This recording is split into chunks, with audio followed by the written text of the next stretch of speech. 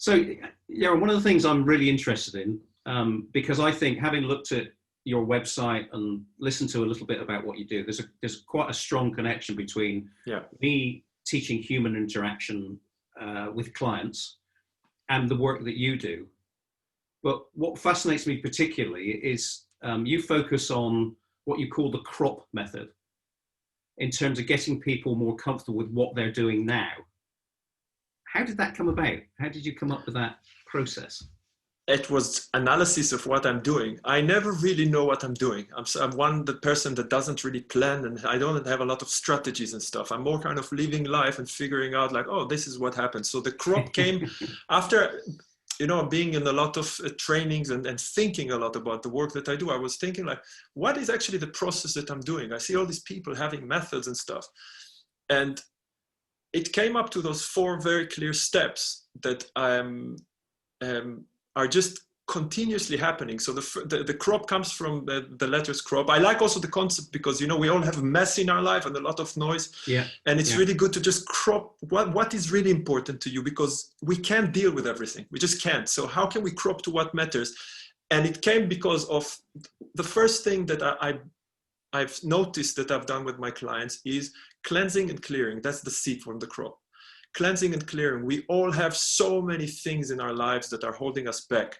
It can be really shitty habits that we have that we do on a daily basis, and it's not good for us. And sometimes we're not aware of them. Sometimes we are aware of them, but these are things that we can clear. Information that we take in, we are bombarded. The amount of information that we are bombarded these days, it's just bonkers. So much information coming in. How much of this do you really want to take in, and how much of it really serves your soul?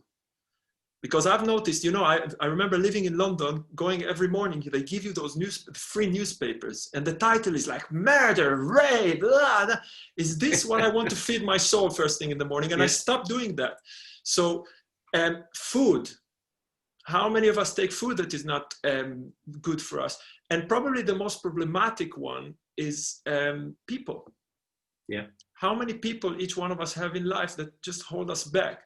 So doing the cleansing and clearing there, it's not an easy process, but and that moment that you start to let go of all these things, suddenly you go to the R of the crop, which is you reconnect. That's the R, reconnect with your inner voice, with your intuition, because you stop having all that noise around you that it isn't you. You kind of act like this because of habits, but suddenly you disconnect from all that noise.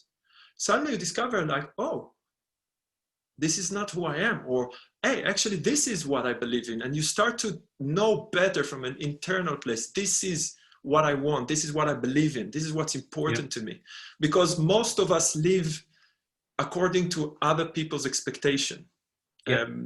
Fear of what people might think about us. So this is really important. So you do the cleansing and clearing, you start to reconnect with your inner voice and who you are. You move through the O, which is observation.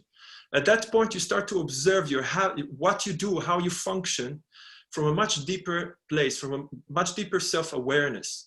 What you do and how the world is functioning, you have better choices. You can make better decisions because you have a better way to observe. And that's it. That leads us to the P. You do the cleansing and clearing. You reconnect with your inner voice. You start to observe better. And that leads to the P, which for me is where I want to spend most of the time with my clients. It's play. That's when you do all the hard work in the beginning, then life becomes, instead of a burden, instead of waking up in the morning feeling so overwhelmed and dark, life becomes something like a play. It becomes more fun. It becomes more interactive. It becomes more crazy. It becomes more expressive. That's the crop. Brilliant. So what you're talking about is cropping the frame, if you like. It's not growing a crop. It's not expanding. It's not growth. It's actually cropping your frame and being much more focused in you. Yeah.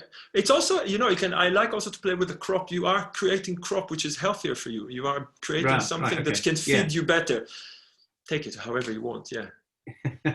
So what inspired you to get this off the ground in the first place? The crop? Yeah, well, the whole process of what you're doing. I'm guessing something triggered in your life that said, there's other people that need this. Yes, so it's been a very long transition. It happened when I discovered I'm going to be a father. This is a moment in life. I remember that. Yeah, yeah. But my life back then, I was a touring musician. I was touring around the world. My wife is a dancer. We were touring together. Free spirits. Sounds fabulous. Yeah, it was amazing. We're literally everywhere. To the point that at some point we just didn't have a house. We thought, why are we paying rent? Because we were literally on planes all the time. To the point, I came many times to the airport, when you give your passport and they ask you where you're going, and I have no idea. I had to look for the tour. Where's the tour? Where are we going? I don't know. Or waking up in hotels in like weird places in the world. And I think, where the hell am I? It's true stories that happened to me, not in the film. It was crazy. So that point for me was, because I've done it for a few years, at a very intense level. We were flying, you performed, then your body's jet lag and everything.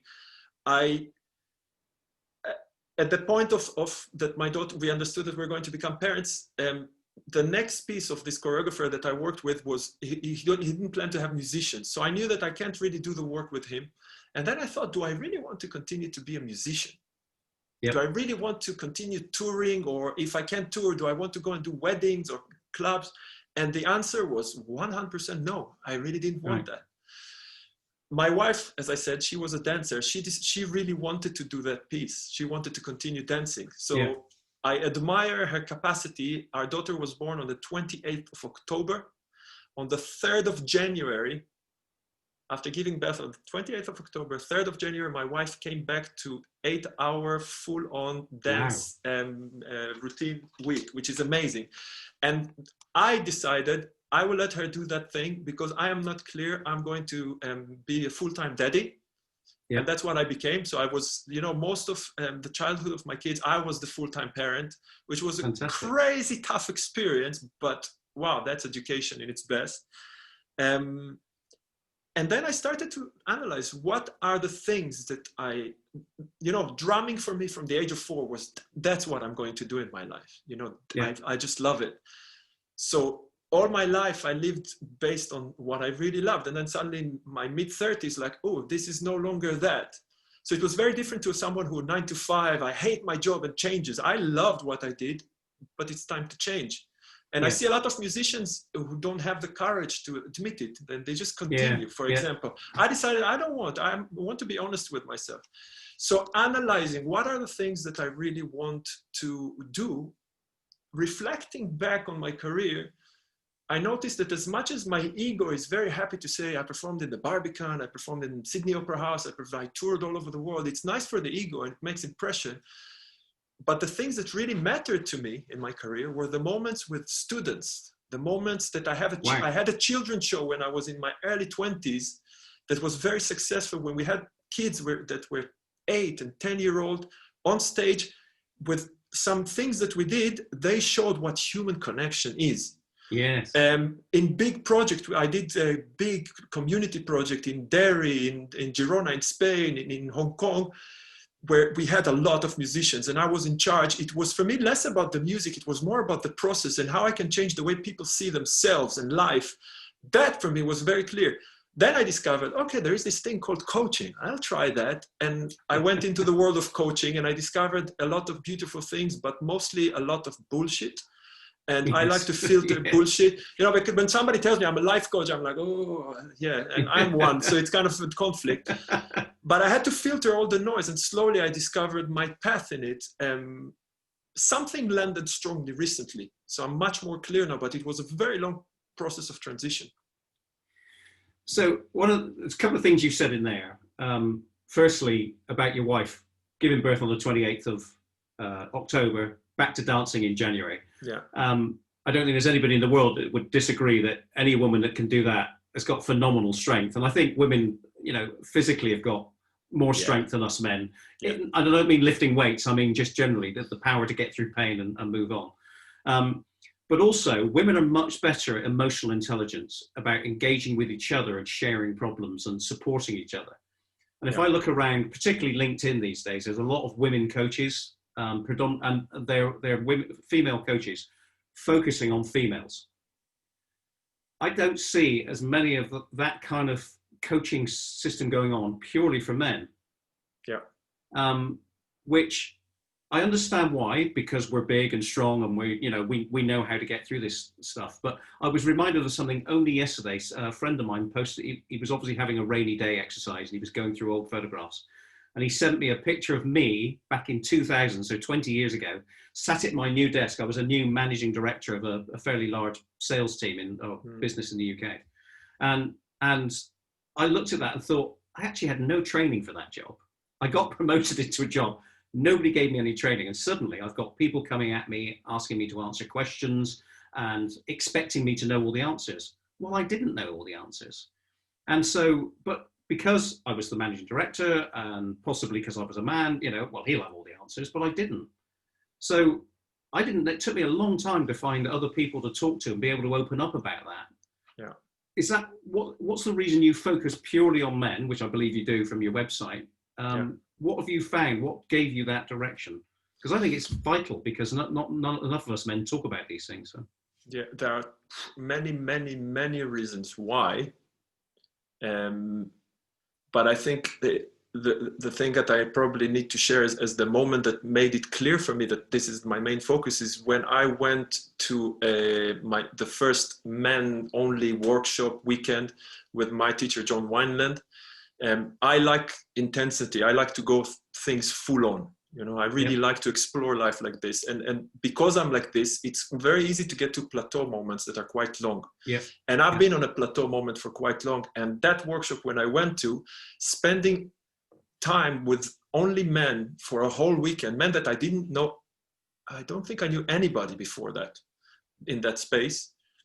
And seeing how through deep work, all those masks of I have it all together, I'm great, I'm a loser, whatever mask with each individual wear, they are all being peeled and we see each other in a very real way. That for me, I came out of that workshop squeezed. I always say I came squeezed like a cloth, emotionally, spiritually, physically, mentally, whatever you want. It was just like a deep connection and feeling a place. And again, this is where it becomes tricky, because any word that I would say right now will push men away, even though they really want it. And I'm saying like, no, I will say spending a time in a room with men, and it has nothing to do with sex. When I say spending that time in love with other men, looking at the eye of another man and seeing love, seeing no barriers, no competition. Hey, brother, I'm here with you. We have shared now the most deep things in our lives. I can see you. That for me was so powerful. And then reflecting on the world, the way it functions. Right now we are in the everything explodes also because of that.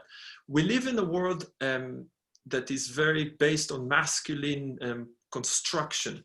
So you spoke about women who are coaches. For women to succeed in business, they need to develop masculine traits. And we are slowly seeing it changing right now.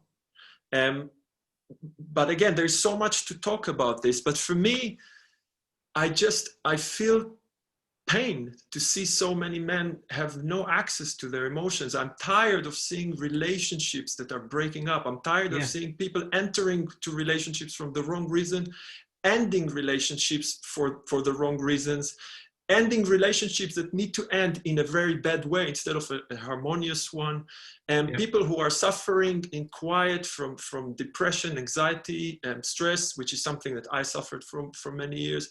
There is almost I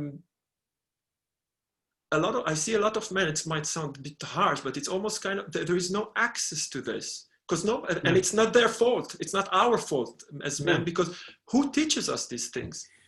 Well, that's another point that you made just now that I'd like to pick up on. You talked about having children on stage.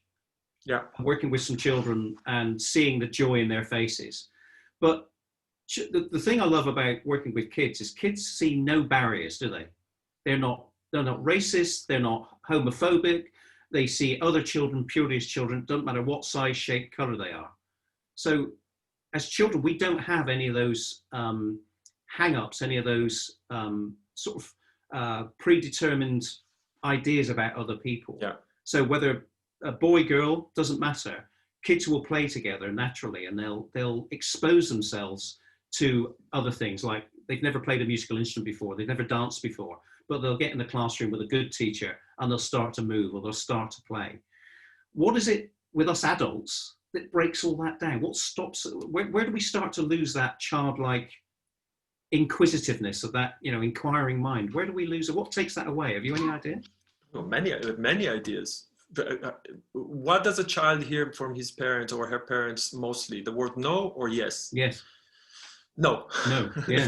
Yeah. Yeah. So we're being told no, no, no, no, no, don't do that, don't do that, don't do that.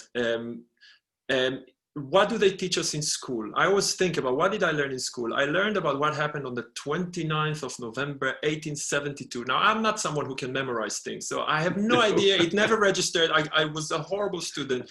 They taught me how to calculate angles of triangle. Never used that in my life. They taught me things that, like all the chemistry and biological. If you're someone who is interested in that direction in life, yeah, totally. Great. But that's the core of things. Nobody taught me the important things in life, the importance of saving accounts, and the importance of how to put the shelf straight on the wall, the importance of intimacy, how to create intimacy. Nobody who teaches us intimacy.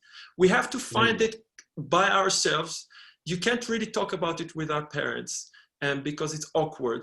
On TV, especially right now, it's horrendous, the information that people get. It's scary to be a father of kids now growing up, because who knows? So it makes total sense that we don't know, because nobody teaches us. And this is exactly why I want to do this, because I learned from what I have seen, and I'm very grateful for the beautiful things that I received from my parents, from my teachers, and from everybody. And I'm very grateful for all the shit that I got from my parents, from my teachers and everything, because what I have done for many years is like, I want to take all this and shift it. I had many years of depression where I was in it, but I thought like, no, and I was given pills back then telling me that that's another thing. Like, pills, seriously, I knew in my core that I can do it without. So I went on a crazy journey to peel that off. One of the biggest drives that I have, especially the work with men, it's a question that I ask every time I do a talk in front of people or in workshops. I ask men specifically, who can raise their hand here and tell me that your father was a great positive role model for you? Yeah. It will be normally between 20 to 30% of the audience that will say yes. That's what I want to break. I want to tell men, okay, you didn't receive that, but how can you make sure that your children receive everything you didn't receive? That's what I do.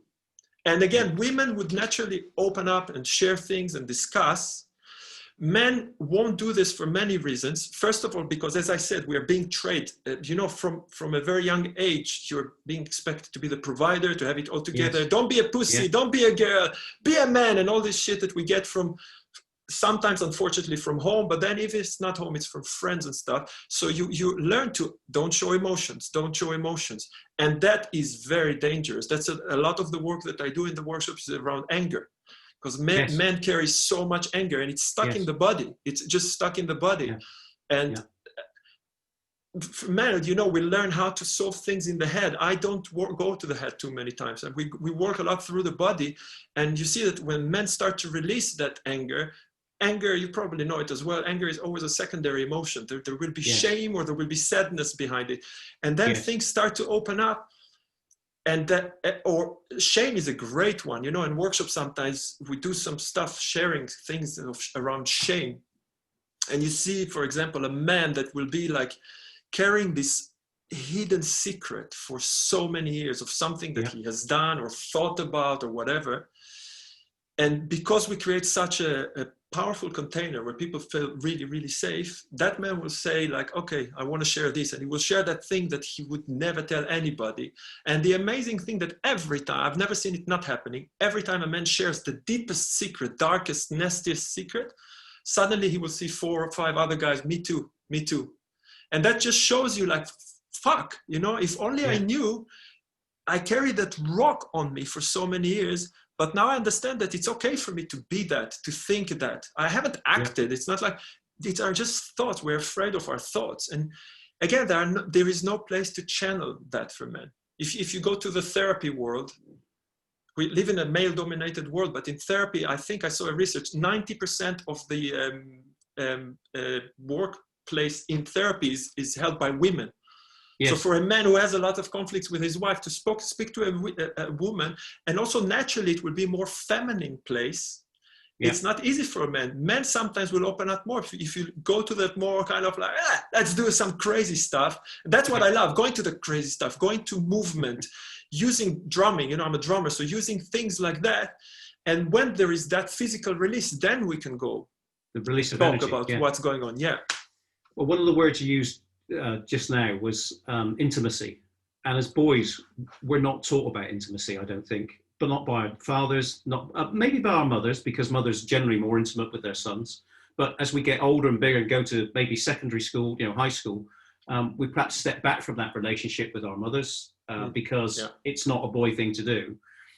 And my fear is that a lot of boys now get their intimacy from the internet, and we know what that can lead to.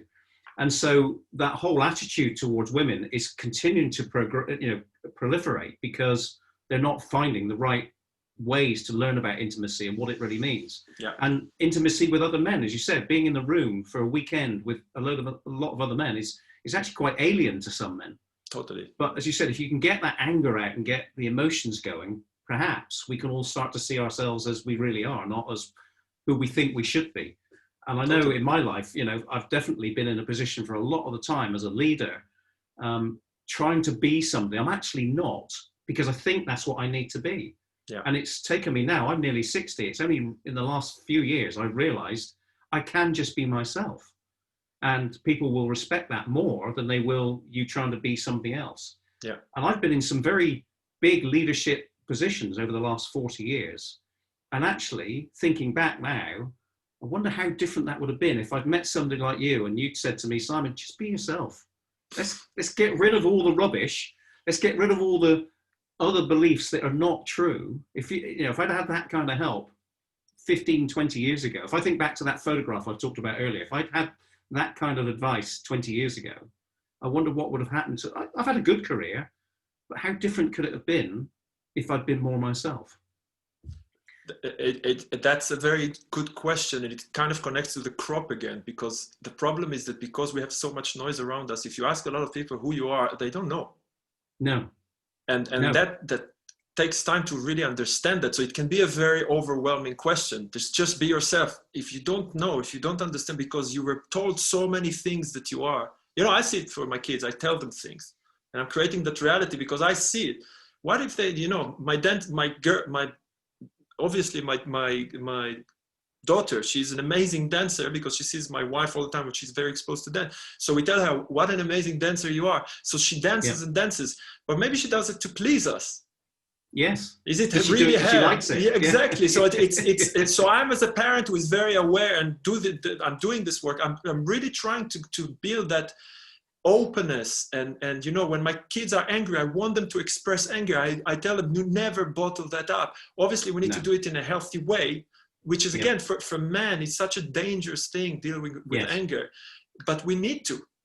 That's the thing, we need to. So it's tough. Again, taking your daughter, my daughter, a lot older than your daughter, she's now 28, but since the age of 3 wanted to be an actor. Yeah. So when she was coming to the end of her school career, she'd already, we'd been for auditions. She was going to go off to a drama school and learn to be an actor, you know, formally learn to be an actor. And yet her head of year in her school was saying to us as parents, with my daughter sat beside us, we really think Ashley should go and do a normal degree first, a proper, so English or, you know, something else before going to be an actor. And I said, why? And they said, well, because then she'd have a formal degree in case the acting doesn't work out. But I said, she's wanted to be an actor since she was 3. Why would I stop her now? Yeah. But if I'd been a different kind of parent, I might have said, oh yes, you really need to listen to your teachers. But you've got to, like I said, you've got to let people express what they really want to be, haven't you? And just get that out. The other thing I'm finding fascinating, Yaron, is listening to the way you work. There's a huge connection between what you do and what I do in terms of questions. For you to get people to open up, you're having to ask them lots of open questions. What I'm trying to do with my training, my coaching, is to say to everybody in a business, doesn't matter what position you hold, you're all there to serve the client. And to do that best, all you need to do is ask good questions, find out about the person. Yeah. And if, Totally. you know, it's not about selling, it's not about coaching, it's not about interrogating the mind, it's about connecting with humans and on a human level. Whatever you're selling, buying, doing, if we ask really good questions, we get a lot more out of it. And people get a lot more out of themselves, of course. They find out more about themselves, don't they? I've learned more about me in the last 5 minutes than I've learned in a long time, just because you've been talking and expressing what you do. I'm thinking, I wonder what could have been different for me. I said, if I sought somebody like you 20 years ago. Well, I've had a bad career, but I wonder what difference I would have made. So. Yeah. I will add to what you said, which is related to what we spoke about your sales process. I think it is a key to ask questions and the right questions. But I think also something that I've noticed in myself that I had and I'm still improving is what you mentioned, listening. Because sometimes we're asking the questions because we want to push that person to somewhere that we want to push. And how much of me is actually listening without, you know, a lot of listening is done to kind of create your next answer. And how much of the listening is done from completely like receptive place, non-judgmental. That's another skill. So it's asking the right questions, but also to really, really listen. I think it's really listening to the answers. Yeah. I think in my 40-year sales career, I think it's only the last 15 years I've learned to listen properly. Mm. And I am very happy now when I ask a client, a potential client, a question and they answer it. I feel very good when I'm able to say, do you know what, actually, we're not right for each other. What I do and what you want are not the same thing. So we're better not to even go any further. Yeah. Because that means I've really listened to what they're after, what they're looking for. And I've realized I'm not the person for them because you use the word feeling pushed and nobody wants to be pushed. Mm. And so if you're pushing or guiding or influencing somebody, that's manipulative and that's wrong. As we said, that's wrong with children, it's wrong with adults. Whereas if you really listen, then you understand much more quickly as well.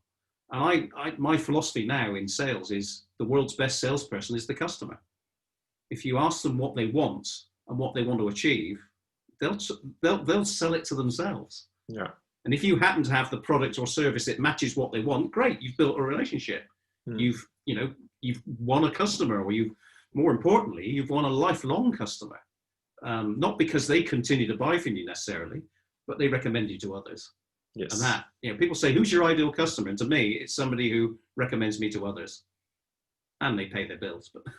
But most important, the most powerful customer I can win is somebody who maybe only transacts with me once, but is recommending me to many others. That's and that only comes if we've built a really good relationship and, I've delivered what they wanted. So. But I think there's a huge connection between, as I said, what you do and what I do in terms of the process is not that different. No, just we're teaching different things. That's all. Yeah. Or indeed. In your case, particularly, and I like to think in my case, not so much teaching, but helping people realize they can do it for themselves. Yeah. And they have that inner ability to do it. Whether you're a receptionist or the CEO of a business, you can be in sales. And if you are the CEO of a business or a manager of a department, you can be yourself in your case, getting people to be themselves. Indeed. Very important. So how much do you enjoy it what do you enjoy most when people work with you? When they see themselves, when they allow themselves to be who they are. Yeah. And when they are willing to face the fear. It requires courage to see yourself, yes. As we spoke before, with all the conditioning that we have in our lives, to let go of that and own who you are, the good, the bad, and the ugly. Because I don't believe in a fluffy kind of like, it will be great. I see a lot of this coaching world going into that. Life is hard. Life is really hard. Yeah. Shit happens. But how are you facing that shit? Are you closing down and going back to your old habits that are constructed in all this conditioning? Yeah. Or are you willing to from now on to stay open? Because once we go through that kind of, as I call it, maybe fire, on the other side of it, there is so much. And something that, you know, the way I work with clients also, you know, we speak, especially in the business environment, constantly about growth. Yes, yeah. Growth is great, but for me, equivalently, if not more important, is depth. And I think that's something that is missing in our world. Absolutely. And I think that is what I love doing with my clients, is how can we create growth if you want growth? You know, I have a client who is now wanting to increase his business from 100K to 1 million. That's his goal. But everything that we're doing stretches him to the depth. Yes. And he's totally with me. Like, I understand that in order for me to get there, I need to deepen up the understanding of who I am. Because the reason I'm not going to the million is because I'm looking at life from a shallow place. And as much as I understand myself more, I'll be able to treat my employees better. I'll be able to communicate with my clients better and so on. That stretch is really, really important. And it's in everything. It's also in intimate relationships as well. You know, we have the kind of masculine and feminine, yin and yang, or whatever you want to call it. A lot of us get stuck somewhere on that scale of, let's say, masculine traits, which is very relevant to the business the way it's run today. It's about being focused, strategy, clarity, decision-making, and the feminine edge, which will be a compassion, love, taking care of other people, understanding. If we take the extreme, it can be quite toxic, you know? And a lot of men get stuck either in the extremes, and some people get stuck somewhere in the middle, which can seem a little bit more healthy, but their life is quite mundane and boring. The work that I like to do is with people is there is this scale of masculine, feminine, yin yang, whatever you want to call it, alpha, omega. How can we expand your capacity to move around however you need? So if you are in a place that you need to be strong with a client, let's say, and you need to stand on your ground, so you can go to that masculine place and say, no, this is how it's going to work because this is how we do business. And on the other hand, sometimes you need to go as a business leader, you need to go to the other complete place where you have an employee that has really hard time. If you stay in that masculine, no, you have to do your work. That's it. Your company is gone. Maybe it's not gone in financial element, but in the reality now, I want to believe that it will be gone beyond that. But if you don't know how to go to the other extreme, not extreme, but capacity to connect, as you say, connect with human beings. And again, I can talk about it a lot in regarding to intimate relationships, because we have serious problems in intimate relationships because of this reality, because women had to cultivate those masculine traits. A lot of them don't really know how to kind of change that in the house. And we see a lot of polarization problems. And this is why we see so many divorces and so on.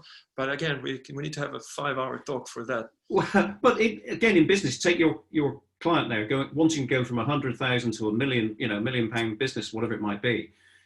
What I hope he's realizing through this process of he can't do it through that depth process. He can't do it on his own. He's got to have to let go to other people to take. If he can't go to either side of that balance, he's got to find the people who can, hasn't he? Otherwise, he's never going to do it.